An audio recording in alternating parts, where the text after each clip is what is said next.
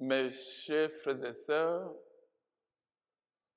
dans la deuxième lecture, Saint Paul nous parle de l'importance de l'amour dans notre relation avec Dieu, avec nous-mêmes, avec nos frères et sœurs. L'amour est très important. Épître aux Romains, chapitre 13, verset 8 à 10, Saint Paul dit: si vous aimez votre prochain, vous avez gardé déjà les commandements de Dieu, les 10 commandements de Dieu. Exode chapitre 20, verset 1 à 21, Deutéronome chapitre 5, verset 1 à 22, nous montre les 10 commandements de Dieu. Saint Paul nous dit que si vous aimez vos frères et sœurs, vous avez gardé les 10 commandements de Dieu. Vous n'avez plus de problème parce que vous ne pouvez pas pécher. Vous ne pouvez pas pécher. Celui qui aime son frère ne peut pas faire du mal à son frère. Celui qui aime sa sœur ne peut pas faire du mal à sa sœur. Il dit que c'est la protection personnelle, amour. Donc, Jésus nous a appelé de l'amour. L'importance de l'amour. Matthieu chapitre 22, verset 34 à 40. Marc chapitre 12, verset 28 à 34. Et Luc chapitre 10, verset 25 à 28. Jésus dit la même chose que Jésus a dit, c'est ce que Saint Paul est en train d'expliquer aujourd'hui en détail. Mais il parle seulement de son prochain. Jésus nous a dit, les 10 commandements est réduit à 2 commandements, 2 seulement. Aimer Dieu avec toute ta force. Parce que nous avons reçu l'amour de Dieu, il faut renvoyer cet amour à Dieu lui-même. Aimer Dieu avec toute ta force, avec tout ton esprit. C'est le premier commandement. Aimer ton prochain comme toi-même, c'est le deuxième. Jésus nous dit clairement, sous ces 2 commandements se trouve la loi et le prophète. Tout l'enseignement de la loi, tout l'enseignement des prophètes, si vous gardez les 2 commandements-là, aimer Dieu, aimer ton prochain, vous avez gardé tout. Vous avez rempli tout ce qui est dans la Bible. C'est le résumé de tous les enseignements de Jésus, c'est ça. Mais il faut qu'on comprenne ça très bien. Aimer Dieu, c'est quoi? C'est Dieu qui nous a aimés le premier. Dieu nous a donné l'amour. L'amour de Dieu est divin et universel. C'est divin parce que c'est l'amour qui vient de Dieu. Dieu est divin. Dieu est un être divin. Donc, l'amour de Dieu est divin. Et c'est universel, c'est pour tout. C'est comme le soleil, l'amour de Dieu. C'est comme ça qu'on a reçu ça. C'est comme ça qu'on doit envoyer ça. Envoyer à Dieu, à moi-même et à tout le monde. C'est-à-dire, si vous aimez Dieu, c'est le premier commandement. Deuxième A, aimer toi-même. Deuxième B, aimer tout le monde sans exception. Si vous faites cela, vous avez gardé tous les commandements de Dieu. Vous ne pouvez plus pécher. C'est pourquoi Saint Augustin dit, aimez et faites ce que vous voulez. C'est très important comprendre l'importance de l'amour. L'amour, c'est quoi? Comprendre ça bien, c'est très important. C'est Jean, le disciple bien-aimé. Premier 4 de Saint Jean. Chapitre 4. Premier Jean. Jean écrit premier 4 de Saint Jean, deuxième 4 de Saint Jean, troisième 4 de Saint Jean. Première lettre de Saint Jean. Chapitre 4, verset 8 et verset 16 dit: celui qui aime demeure en Dieu et Dieu en lui. Parce que Dieu est amour. Il faut comprendre l'importance de l'amour. C'est pour qu'il a dit ça comme ça. Dieu existe, c'est Dieu qui a créé l'amour. L'amour, c'est le vêture qui n'est pas Dieu. Mais c'est très important jusqu'à Après l'amour, c'est Dieu déjà. C'est pourquoi ce jour, il a dit c'est comme ça, pour que nous puissions comprendre l'importance de l'amour. Il dit, Dieu est amour. On ne peut pas aimer et rester hors de Dieu. C'est impossible. C'est lui qui aime demeure à l'intérieur de Dieu. Et Dieu en elle et en lui. Donc, l'amour est très important. Mais aujourd'hui, quand Saint Paul voulait insister sur l'amour de prochaine, parce que c'est ça le plus difficile. Tout le monde peut dire j'aime Dieu, j'aime Dieu. C'est facile, aimer Dieu, c'est facile. Tout le monde s'aime, c'est facile. Mais aimer ton prochain, c'est là-bas qu'on a le devoir. C'est pourquoi Saint Paul voulait expliquer ça bien aujourd'hui. Mais moi-même, je voulais ajouter aussi, nous voulons ajouter aussi que pour savoir comment aimer son prochain, il faut d'abord savoir comment aimer soi-même. Celui qui ne s'aime pas ne peut pas aimer son prochain, ne peut pas. Parce qu'il dit, aimer ton prochain comme toi-même. Si tu ne t'aimes pas, comment tu peux aimer quelqu'un? Donc, il y a des gens qui ne s'aiment pas. Hein? Parce qu'on croit que aimer toi-même, c'est facile. Il y a des gens qui ne s'aiment pas. Ça, c'est la première lecture. Ézéchiel, chapitre 33, verset 7 à 9. Il a dit, Dieu dit au prophète, le travail que nous faisons, c'est une obligation. Ce n'est pas, je veux, je ne veux pas, c'est une obligation. Fils de l'homme, si quelqu'un est en train de faire le péché, je te dis, va lui dire, et tu ne fais pas ça, il va mourir dans son péché. Vous allez recevoir le même jugement. S'il est parti en feu, vous allez en faire avec lui. C'est le message. Le prophète, c'est une obligation. Ce n'est pas Dieu. C'est pourquoi le prêtre, le travail de prêtre, ce n'est pas l'amusement. C'est pourquoi on dit les gens, faites attention. Quand vous avez un problème, vous amenez le prêtre pour régler ça, faites attention. Vous ne pouvez pas manipuler le prêtre. Le prêtre gagne son travail. Il sait qu'il est venu faire le travail de Dieu. Il sait que ce n'est pas l'amusement. C'est une obligation pour lui à faire ça. Il doit te dire la vérité. Il dit ici, je te dis, mon prophète, fils de l'homme, va dire cet homme est en train de faire de mal. Et vous êtes parti faire ça, vous lui avez dit ça. Et il ne voulait pas changer. Il va mourir dans son péché. C'est-à-dire, il va aller en enfer, mais toi-même, tu as sauvé ta tête. Sauvé parce que tu avais fait ce que Dieu dit de faire. Donc, ce n'est pas la misère, là, les gens qui ne s'aiment pas. Quand les gens sont en train de faire du mal, vous venez lui dire ça. Il dit, il ne veut pas. Nous, les prêtres, on a déjà vu les choses dans le monde. On a déjà vu les choses. Je suis déjà parti dans la maison de quelqu'un. On m'a amené. On a vu les choses. On dit, c'est la fille de son frère. Il chassait, on dit, il est déjà chassé avec le couteau. Deuxième jour, il est chassé avec l'épée. On est venu me dire ça. Dans ma paroisse. Je suis parti pour régler. Appeler l'homme pour savoir ici il est normal, s'il est fou. J'ai fait tout ce que je pouvais faire là-bas. J'ai fait tout pour qu'il ait la paix. Quand je suis parti, on dit, l'homme a dit que on l'appelle père. Hein? Il est ici, on l'appelle père. Il est père de qui? Il est père dans ma maison ici. On l'appelle père dans ma propre maison. Vous allez voir la fille là. Vous allez voir. Vous allez mourir. On m'a dit ça. Je suis parti. J'ai organisé les sœurs qui s'occupent des enfants abandonnés. On a organisé, on a passé par le coup, par la justice. On a pris la fille. Les sœurs ont pris la fille. Maintenant, ceux qui n'ont pas les enfants, on a enlevé ça par la justice. On a légalisé cet enfant maintenant. On les a donnés à une autre famille qui a besoin de quelqu'un. C'est ça que Dieu fait.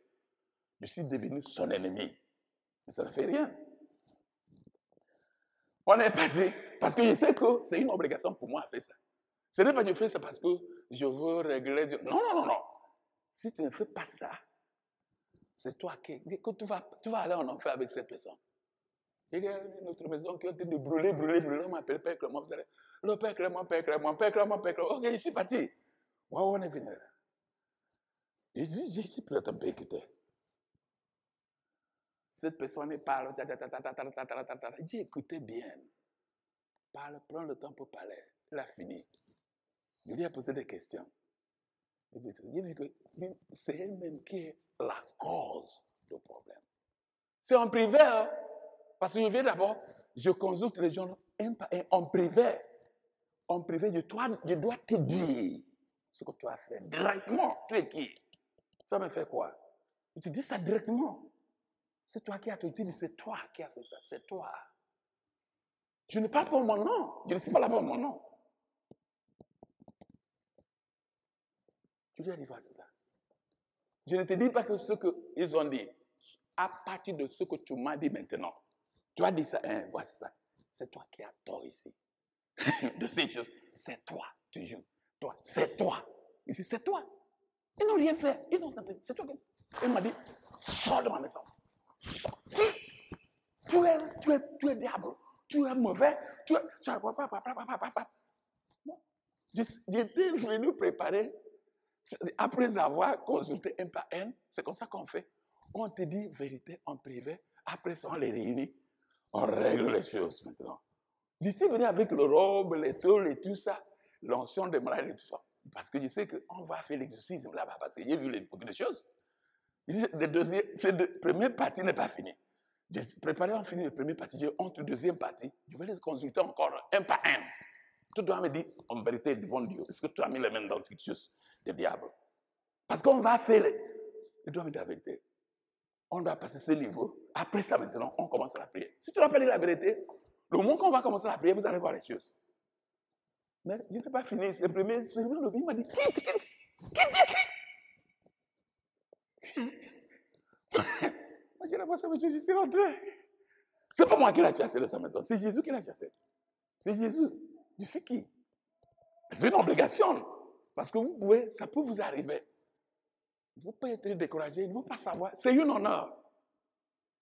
Luc, chapitre 10, verset 16. Jésus dit à ses disciples, celui qui vous écoute, m'écoute. Celui qui vous rejette, me rejette. Et celui qui me rejette celui qui m'a envoyé. C'est pas l'amusement. Le travail, c'est pas l'amusement. C'est une obligation. Il faut faire ça. Vous êtes tous des prophètes. Quand vous amenez, il faut dire la vérité. Avec le respect. C'est ça qui nous donne la grâce, la joie de Dieu. Donc, le message de Dieu, lui, c'est l'amour. C'est l'amour et seulement l'amour. Si nous pouvons comprendre l'importance de l'amour, il y aura la paix dans le monde. 1 Épître aux Corinthiens, chapitre 13, verset 13, Saint Paul dit. 1 Épître aux Corinthiens, chapitre 13, verset 13, Saint Paul, parlant de l'amour, encore, il dit, il y a 3 choses très importantes dans notre relation avec Dieu. Le premier, c'est la foi. Le deuxième, c'est l'espérance. Le troisième, c'est l'amour. Et c'est l'amour qui est le plus grand. Parce que c'est l'amour qui existe ici et au ciel. C'est ça qu'elle a dit. Très important. Donc, il faut savoir s'aimer d'abord pour que vous puissiez savoir que vous allez aimer votre prochain. Il y a les gens qui ne s'aiment pas. Comme la qualité là. Tu lui dis la vérité, tu deviens son ennemi. Est-ce qu'il s'aime? Il ne s'aime pas. Et quelqu'un qui conduit la voiture, il prend la voiture. Il va montrer quelque chose. Vous voulez montrer quoi? Vous voulez montrer quoi? Vous voulez montrer? Celui qui ne s'aime pas. Celui qui s'aime avant de conduire la voiture. Tu sais que ce n'est pas l'amusement. C'est la vie ou la mort. Vous vous asseyez, vous préparez bien. Vous priez. Vous amenez les anges et les saints de vous accompagner. Vous remerciez, vous entrez dans Dieu, vous consolez. Et vous observez les règles de la route. Là, ici, c'est 30 km par heure. Il faut mettre ça 25, 20, 25, ça va. Là où c'est 60, 50, ça va. Vous pouvez aller côté droit. Il ne faut pas être vitus et mediostat. La voiture reste au milieu. Il ne faut pas aller très lent. Il ne faut pas aller freeway. Vous partez à côté gauche, vous allez, mais ils vont te connaître ça. Non, c'est là, je ne dis pas ça. Si vous allez à côté gauche, si c'est 60, il faut quand même arriver 55. Si vous ne voulez pas aller côté droite, là où vous pouvez aller lentement. Mais il ne faut pas. C'est comme ça. Vous allez conduire comme quelqu'un qui est normal. Mais les gens qui parlent ici, qui font fuir, pour montrer quoi. Celui-ci ne s'aime pas. Une petite chose, wow, il est déjà mort. C'est fini. Il ne s'aime pas. Et celui qui boit le vin, l'accord, wow, une bouteille, et wow, deuxième, wow, troisième, wow, quatrième, wow, on a mis côté la boîte. Il ne se demande pas combien est bon pour moi, une bouteille ou deux. C'est parce que c'est quelqu'un, c'est gratuit. Parce que c'est gratuit. Il continue à boire jusqu'à maintenant. Et moi, je pense ça. Il ne sait plus. Il est très content. Il voit sa femme. Il ne connaît plus sa femme. Sa femme dit, mais tu es qui? Tu es qui? Un être humain, un enfant de Dieu. Qui se détruit comme ça? Pas exprès. Celui-ci ne s'aime pas. La drogue, il ne faut pas aller là-bas, la drogue. Il ne faut pas aller là-bas. Toute chose mauvaise, il faut éviter. Et là d'abord, la vie spirituelle. Toujours, celui qui aime ne peut jamais dormir sans se demander, est-ce que j'ai une bonne relation avec Dieu? C'est la première chose. Oui, avant de dormir. Parce que tu peux mourir la nuit. Si ça réveille le matin, c'est ce qu'il y a demandé. Une bonne relation avec Dieu. Besoin spirituel. Besoin mental. Il faut penser positivement toujours. Il ne faut jamais penser négativement. Dieu est positif. Tu n'as pas le droit d'être négatif. Il faut être positif toujours. Ça va aller. Ce n'est pas la fin du monde. Je vais réussir. Les gens qui aiment tennis, parce que rien n'est impossible à Dieu. Les gens qui aiment tennis. Vous avez vu ce qui s'est passé là-bas? Est-ce que vous savez, il y a quelque chose qui s'appelle US Open. Vous regardez US Open, tennis. Vous avez vu ce que Sloane Stephens a fait là-bas? Les Noirs, ce que les Noirs ont fait là-bas, les Noirs ont chassé. Il n'y a pas Serena Williams. On dit que, waouh, c'est une opportunité pour les Blancs de prendre la coupe là. Mais les Noirs d'ici, on jouerait. Waouh. Celle qui a éliminé Sharapova et Coco Vandeweghe et neutralisé la personne en bam. Coco Vandeweghe, c'est blanc d'Amérique ici. Demi-finale, 3 Noirs et une seule blanc. Tous Amérique. Masinki. On voit, c'est-à-dire, il faut penser positivement. Il faut croire à soi-même. Seulement, je suis né d'être pauvre. Je ne peux rien faire pour avancer. C'est pas ça, c'est négatif. Qui te dit ça? Masinki a déchiré Coco Vandeweghe comme rien. C'est ça. Vous voyez positivement. C'est positif, ce n'est pas négatif. Il a déchiré Coco Vandeweghe. Demi-finale. Sloane Stephens, je ne peux jamais croire. Je n'ai pas voulu croire jusqu'à elle a gagné. Je n'ai pas cru. Sloane Stephens. Il a déchiré Venus Williams. Zaza. Finale maintenant. Masinki, Sloane Stephens, je ne savais pas. Sloane Stephens pouvait faire des choses. Mais quel est son secret? Son entraîneur. Il a trouvé un nouvel entraîneur, noir et africain-américain. Sloane Stephens. Elle est écrasée. Masinki, coréenne. Premier, 6-3. Deuxième, 6-0. Finish. Une fille très pauvre qui n'est rien. Elle a gagné combien maintenant? 3 700 000 dollars.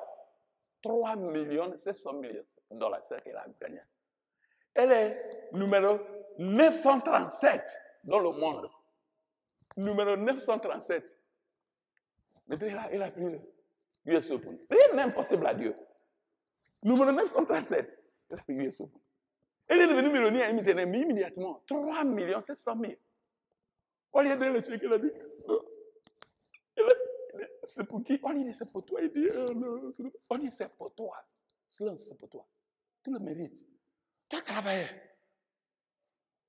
La vie, c'est comme ça. Positif dans la vie. Ce n'est pas nous sommes africains, on ne peut rien faire. Vous pouvez. Donc, c'est le message d'aujourd'hui. L'amour est positif. Donc, si vous êtes vrai, investissez sur l'amour, vous êtes sage. Vous êtes obligé d'aller devant. C'est le message d'aujourd'hui.